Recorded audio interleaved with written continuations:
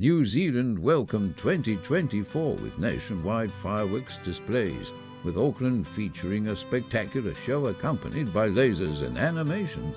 Despite high winds, Wellington proceeded with its waterfront concert and fireworks, though adverse weather affected celebrations in various regions, leading to cancellations. The Grey District and Tauranga District faced cancellations due to safety concerns, but police reported overall satisfactory New Year's Eve behaviour, with only some alcohol-related incidents.